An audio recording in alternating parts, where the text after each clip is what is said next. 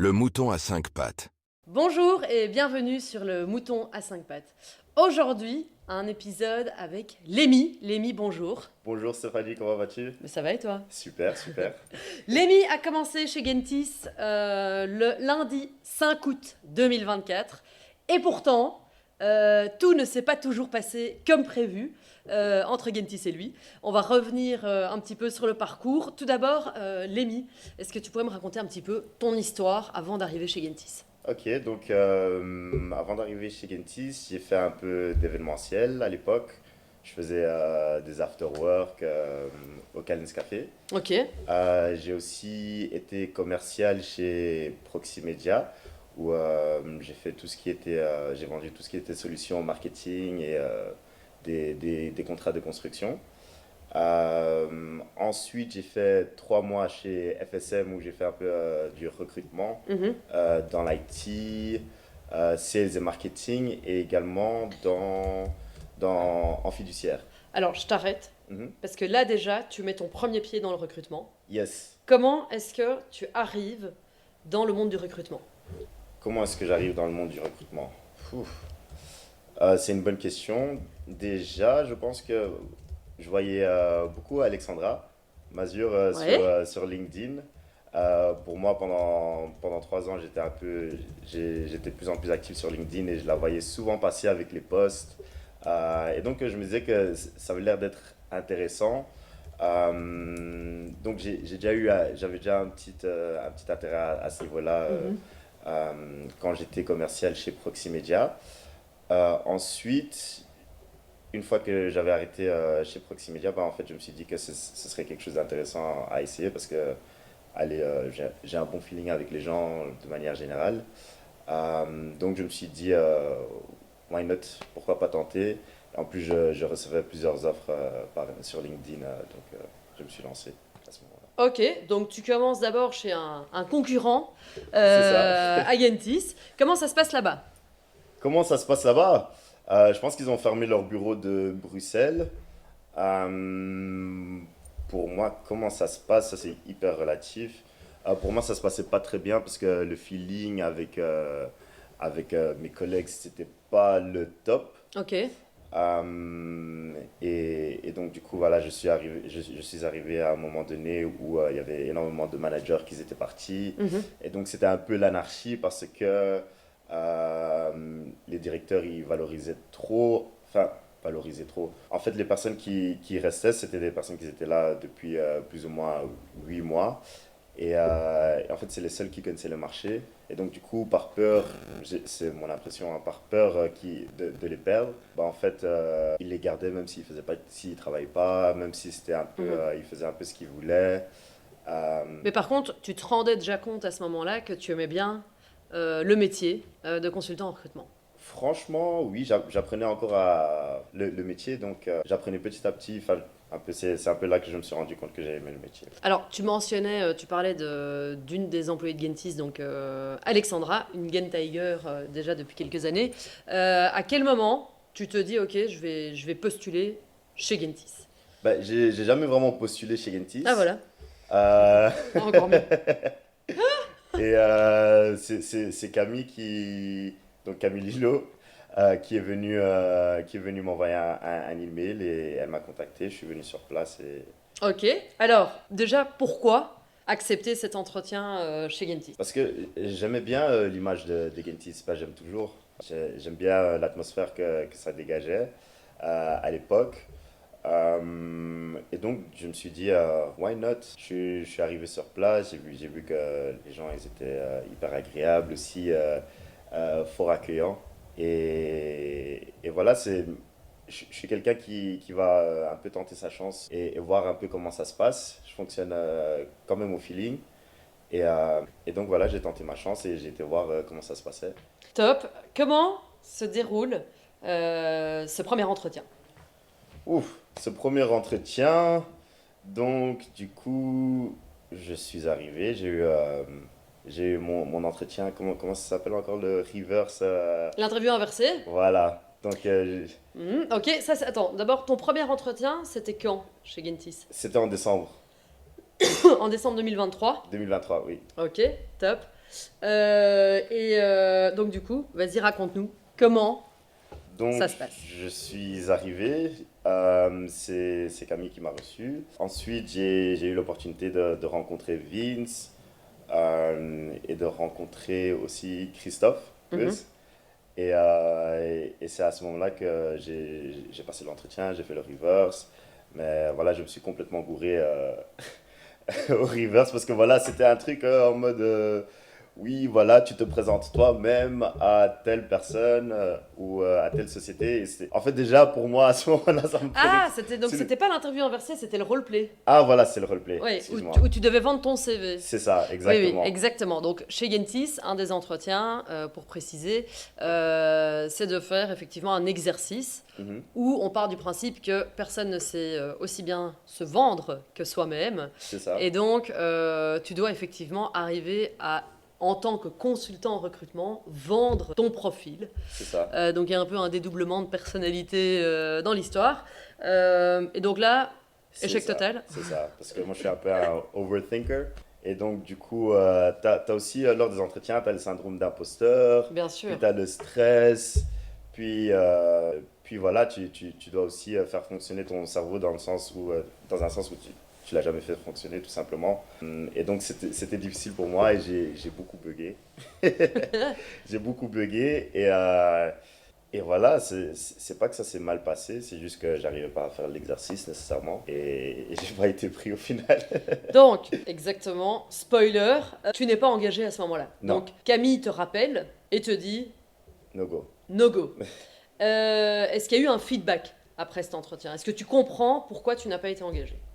Ben, sur place, j'ai compris et j'en voulais pas spécialement à la société. En fait, t'as parlé de l'exercice. Des fois, c'est comme ça. Et malheureusement, lors des entretiens, tu peux pas tout voir non plus Bien ce que sûr. la personne sait faire, ses capacités, et ainsi de suite. Chose qui n'est pas si grave, mais je pense pas qu'il y a des... Allez, il y a pas d'entretien parfait non plus. Non? Comment tu as Euh, ressenti cet échec? je l'ai pas mal ressenti. Moi, pour moi, la manière dont je vois l'échec, déjà, ça me rapproche un peu plus du succès. Donc, le plus t'échoues, le plus t'es susceptible de réussir aussi par la suite. Je pense la même chose. Donc, c'est une bonne chose.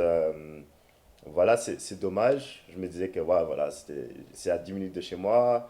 Ma mère, elle travaille aussi à 5 minutes. Donc, du coup, je me disais que voilà, je pouvais avoir un peu.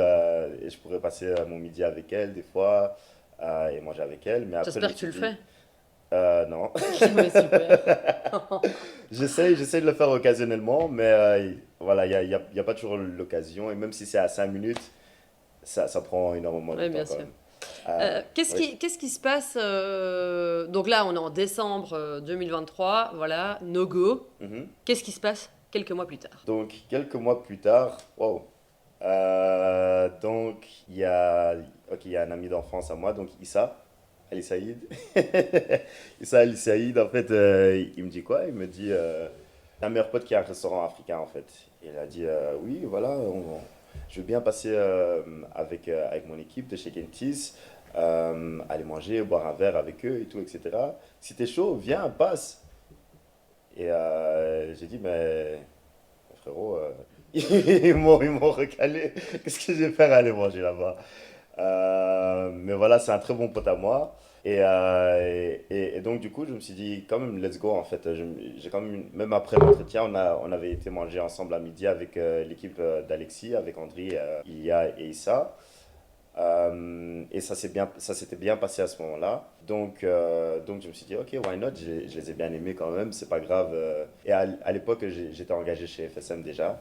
Je me suis dit, oui, why not? Pourquoi pas aller manger un bout avec eux? J'ai fait et on s'est tapé des bars, on s'est bien marré, on a bien rigolé. Et tout au long du dîner, je me foutais, je faisais un peu de l'autodérision.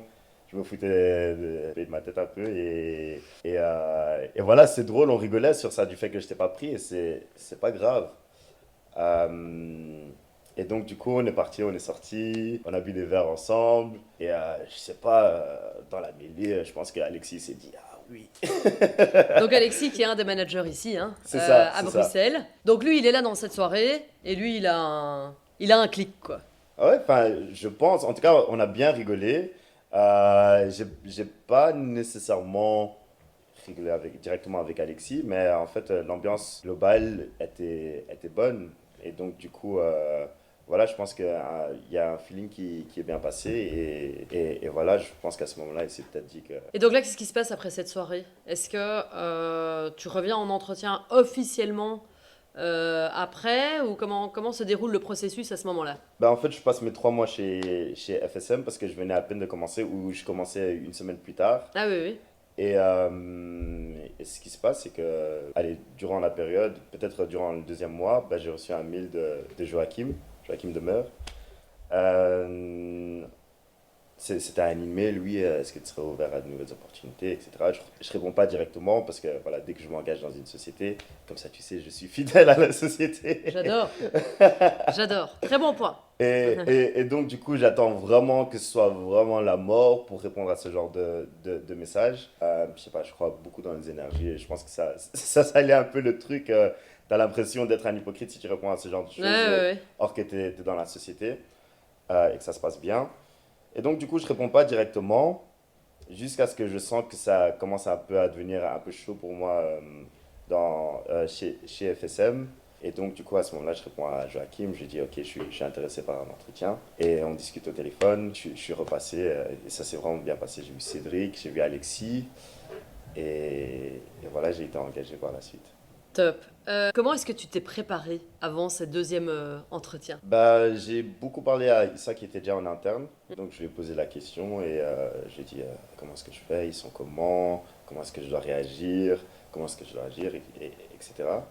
Et il m'a expliqué, il m'a dit ouais, frérot, mets un costume à 3 pièces. J'ai fait ok. Donc, du coup, lors du premier entretien, bah, c'est ce que j'ai fait, c'est que j'ai mis mon costume à 3 pièces.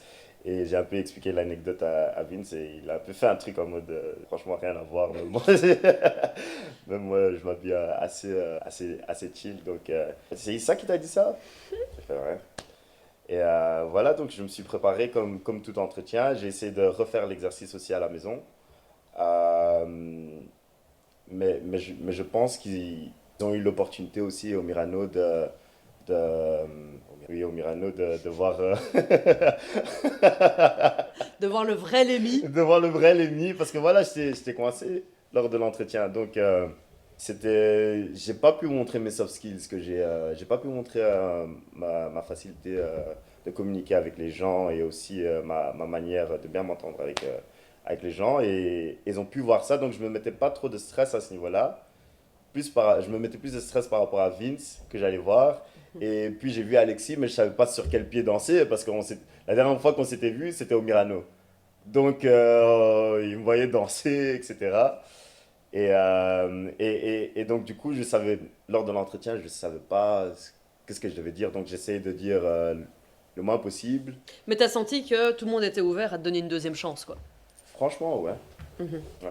Et quelles ont été tes premières impressions en intégrant Gentis, justement? Bah, franchement, la première personne qui m'a accueilli. Ah, bah, je te croisais toi dans l'ascenseur. Effectivement. Et quelque chose qui m'a toujours impressionné chez toi, et tu l'as même fait hier, c'est que tu connais directement le nom de chaque personne qui Ah, rejoint la société. ça devient de plus en plus dur. Ouais, ça devient de plus en plus dur parce que tu prends de l'ampleur, mais c'est quelque chose qui est, à ton échelle, c'est hyper Ouais. impressionnant et tu l'apprécies en tant que personne quand tu t'intègres une société. Donc, ça en dit long sur toi. Ah bah c'est bon à savoir.